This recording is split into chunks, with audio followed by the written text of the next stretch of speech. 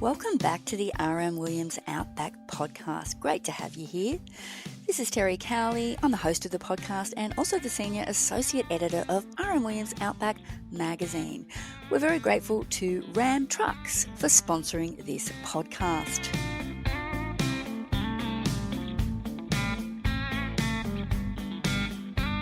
During the COVID years, watercolour artist David Freedman observed a pair of eastern rosellas nesting in a bird box outside his studio.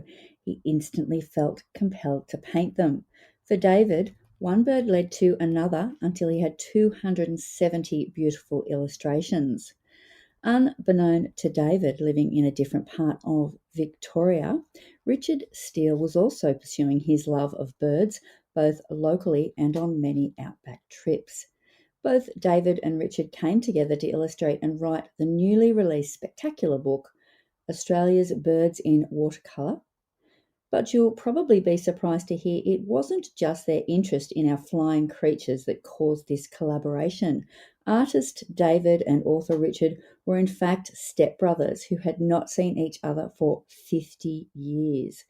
So begins this tale, pardon the pun, with a backstory almost as fascinating as the owls, raptors and parrots that make up David and Richard's remarkable publication.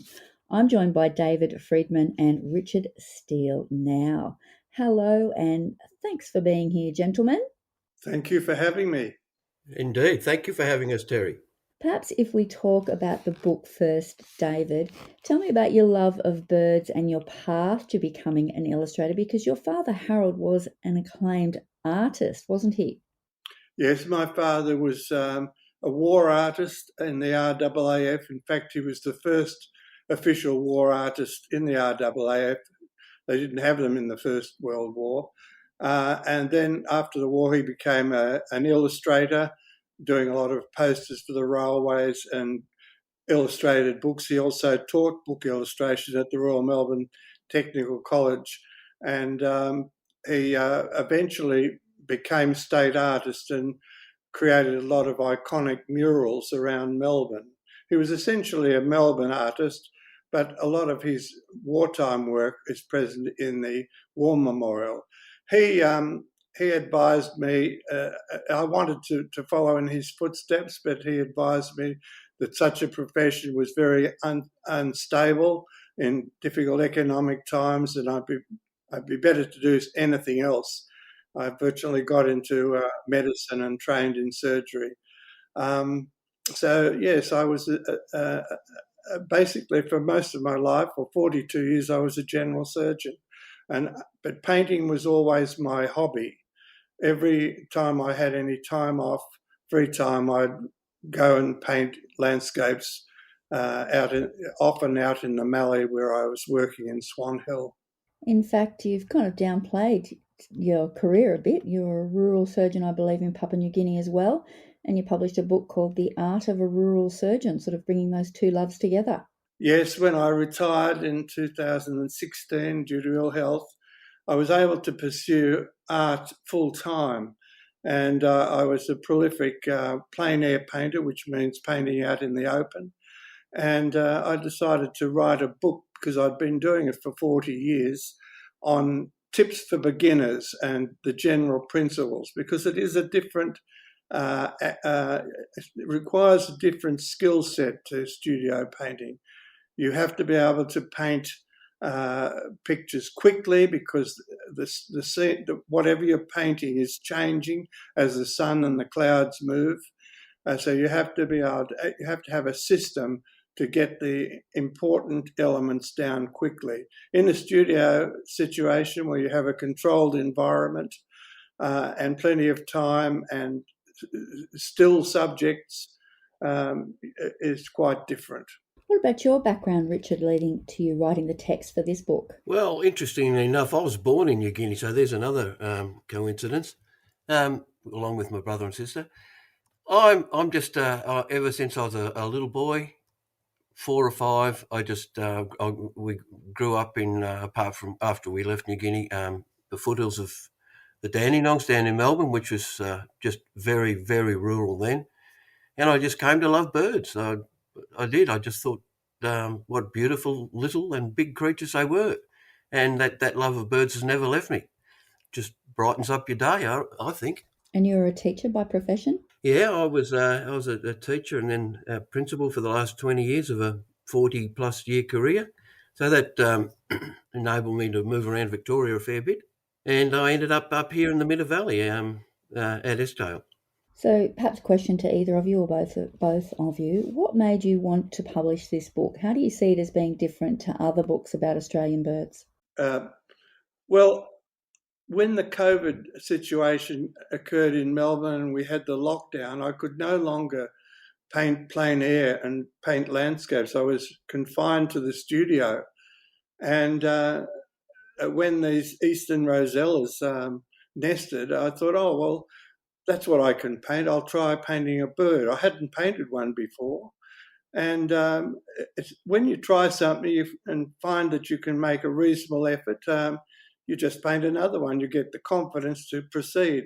And one bird led to another. And before long, I had 50 birds. And I thought, what am I going to do with all these? Perhaps I could have an exhibition. But then I thought, no, I'd like to do something a little bit more significant and create a book. So I painted the birds as well as I could, because it was more important, if they were going to be published, to have extremely good illustrations. Initially, I had to do the same bird several times to get it right. But after I'd been doing it for a while, I gained in confidence.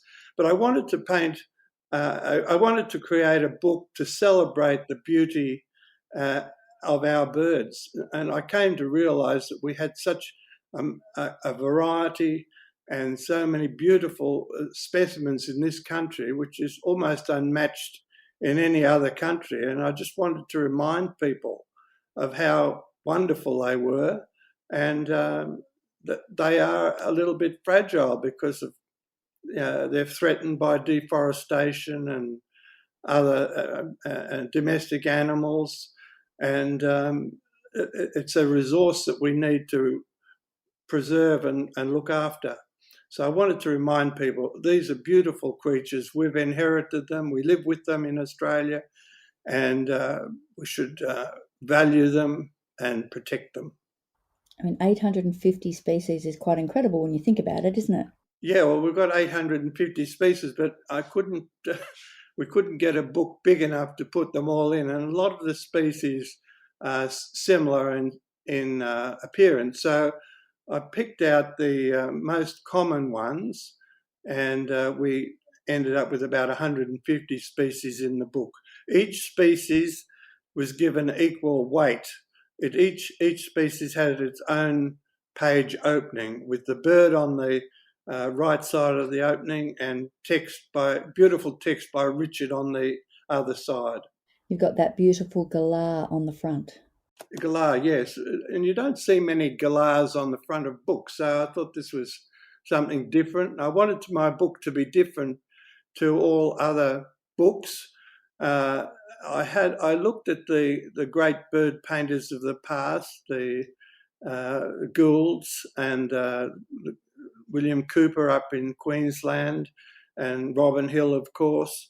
And most of them painted birds extremely accurately. They'd counted the number of feathers. But when you look at a bird in nature, it's not perfect. So I wanted to paint them as I see them. So I thought the past people have had problems. Firstly, their birds looked a bit diagrammatical. And secondly, they didn't have the technology we have today. I could download a bird photograph and then blow up the eye on my iPad so that I could see exactly the colour and shape of it, which in the past people couldn't do. So I was hoping that we could create a book that would be slightly different. I left out branches, sky, twigs and leaves and so on, and just emphasised the bird itself on the page. Most people put the bird in its settings, but I thought it would create more impact to just have the bird on the page surrounded by white, and it would give it a fresh look. Indeed it does. So if we can go back 50 plus years, you were childhood neighbours. What are your childhood memories of each other? We were only young. I think when Richard left, he was about 10. 10, yeah. 1960, yeah. Yeah, and I was 13. So because we were next door neighbours in a very country, unmade road, all the kids in the road knew each other and we played together. This was in Boronia at the foot of the Dandenong Ranges, just out of about 30k out of Melbourne. In those days, as Richard said, it was semi-rural. We were surrounded by dairy farms, daffodil farms, creeks. It's all wall-to-wall townhouses now and very different. But in those days, kids played together because there was no organised sport. We built bonfires, flying foxes, and generally just played with billy carts and all the things that kids did in those days. So, David, your father married Richard's mother, is that right? Yes, they got together, which was blew up the two families, resulting in Richard and his father and his brother going to live in Paynesville, a long way from Boronia, and because of the animosity between our parents as a result of the relationship, which eventually we became brothers because of my father and Richard's mother married, but we didn't see each other for, I think it was 60 years, not 50. Wow. Yep, 60, yep. So, did you think of each other during that time, or was it just sort of almost like part of another life? We knew each other existed, but we had our own lives, and we had in common Richard's sister, April, who was my stepsister. She came to live with us. And so I knew vaguely of Richard and I'd heard that he was a great footballer and a wonderful school teacher and had a very successful family. But we hadn't really had any contact until I was looking for someone to do the text for a book. And April said, "Oh, my stepbrother, my brother Richard, your stepbrother, knows all about birds. Why don't you ask him?" Before we get on to that, I just wanted to ask Richard if he had any different sort of memories to add of that time. No, that's pretty much how it was. Yeah, we sort of played, occasionally together, and then we just took off, and that was that. Didn't see David. Look, I think we saw each other briefly, very, very briefly at our respective mum and dad's funerals. Hardly spoke, but yeah, essentially we didn't see each other for 60 years. Then I got this phone call, first from a sister, and said, "I want to warn you, David's going to ring you up and say, do you want to write the text for the book that he's doing?" I said, oh, gee, I don't know about that. And then I think the next day David rang up, and I had to think about that a bit. And this, you have to know this man. He's driven. He'd already done 60 birds, painted 60 birds, and I think at that stage, was it 2021? Yeah, I think it was 2021, about July. And I think he was sort of muttering something about wanting the book out before Christmas. And he already had a 60 bird start on me. And then he proceeded to do another one or two every day after that. So I really had to put the head down. And the first two or three I sort of found a bit daunting. And then I thought, I just need to be myself here. I didn't want this book to, or the written part of it, to sound like every other bird textbook. I wanted to have I suppose my personality on it. So I just tried to put myself into it. And you sort of included, it's not a dry textbook. You've included the character of the birds. Yeah, I have, and even the odd reference to some of my friends who I've seen these birds with. So it's more a collection of personal thoughts and memories rather than a textbook from my point of view. I have to add that I was enormously privileged to be part of this project, and I thank David for that. I wouldn't have done anything like that if it hadn't been for his drive. He's just driven, this fellow. He really is. Oh, I'm getting that. I'm getting that David is driven, but is it more than that for you, David? You could have asked many different people to be the author of your book. Was this, I don't know, just putting the past in the past and an opportunity to come back together? When I heard that Richard knew about birds, I was excited because this presented an opportunity not only to get the book written, but to bring the family together and to.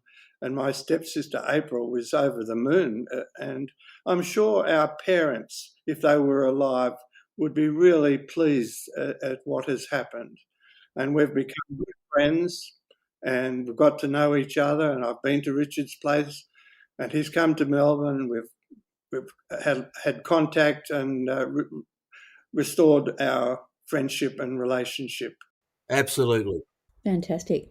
So, how did the collaboration unfold? Now, Richard, you mentioned that David kind of had to jump on you, having had 60 odd illustrations already done. Was it a case that David would do the illustration, you would look at the illustration and then sort of use some of that inspiration and then use your own personal spin to come up with the text? How did it actually work logistically?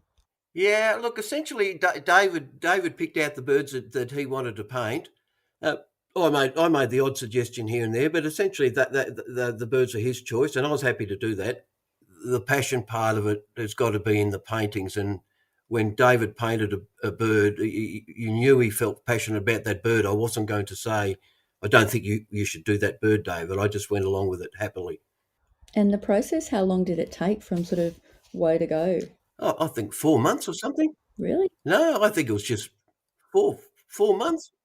We both put our heart and soul into it, and we refined the text and the illustrations, and we got it properly proofread by Jeff Slattery, who's an experienced publisher, and we're very proud of the book, actually, and it's slightly different to most other bird books mainly because of the personality of Richard, who has his own unique style. David, I think you've already answered this question, but to you, Richard, how do you feel about the book now it's out, and what would you like to see it do or be? I'm with David. I'm immensely proud of that project. Really, really am. Just wondering how you felt about each other now. Has this book brought you back together from here on in? Absolutely. I mean, 60 years went by and we never saw or heard of each other really, or probably thought of each other really, to be quite honest. And then all of a sudden, we're communicating virtually weekly. And as David said, he and his wife Barbara came up and stayed almost a week at our place. It's just wonderful. Really is. So, Richard, you are now 75, and David, you said you are 80 later this year. So, better late than never, hey? Yes, indeed. Yes. No, it's been wonderful on all levels.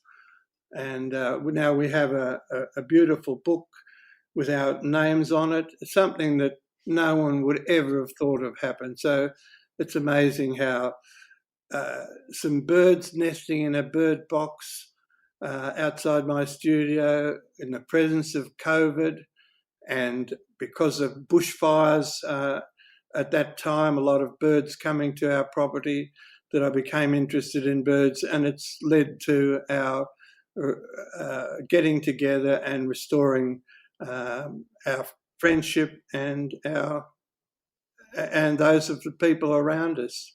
All the best with the book. It would be a beautiful addition to any Australian home. 270 original illustrations and descriptions of 150 of the most common bird species characteristics and behaviour, published by Slattery Books, slatterymedia.com. It's $99.95, so I guess it's one of those special books that you wouldn't buy every day. What might be your next collaboration, David and Richard? Well, I'm currently into my 150th dog, illustration. Seriously?